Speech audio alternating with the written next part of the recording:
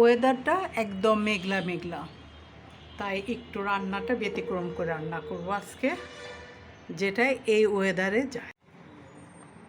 এখানে আছে হলুদ, মরিচ, ধনিয়া, আদা, রসুন পেস্ট, আর হলুদ মরিচ পাউডার আর লবণ। এখন এটা ভালো করে মাখবো।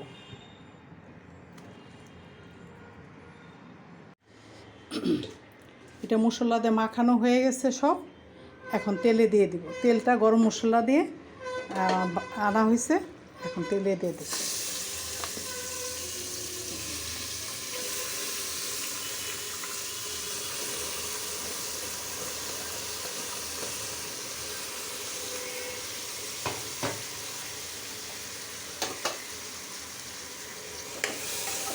এখন এটা কষাবো, তারপরে প্রেসার কুকারে ছিটে দিব।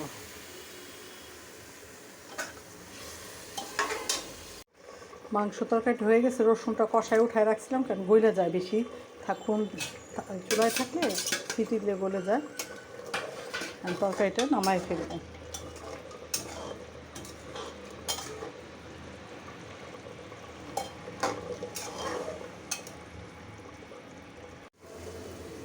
চাপার ভর্তাটা, এটা একটা চাপার ভর্তা করলাম খিচুড়ি দিয়ে খাওয়ার জন্য, কারণ খিচুড়ির সাথে ভর্তা হলে ভালো লাগে খাইতে।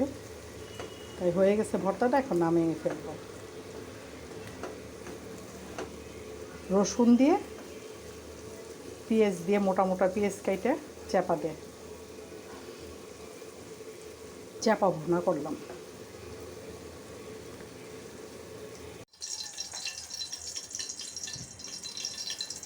এখানে তেল দেওয়া আছে।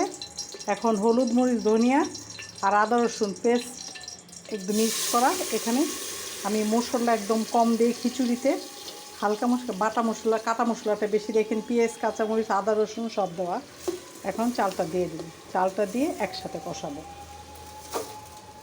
হালকা পড়ে গেল কত চাল। মুগ ডাল আর মসুরি ডাল দিয়ে খিচুড়ি।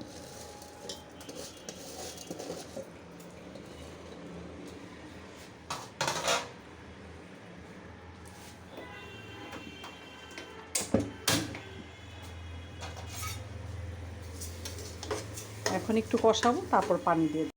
খিচুড়িটা হয়ে গেছে, এখন নামাইয়ে ফেলবো। রান্নাবান্না শেষ। ভিডিওটা ভালো লাগলে লাইক দিবেন, কমেন্টস করবেন, শেয়ার করবেন। আল্লাহ হাফেজ।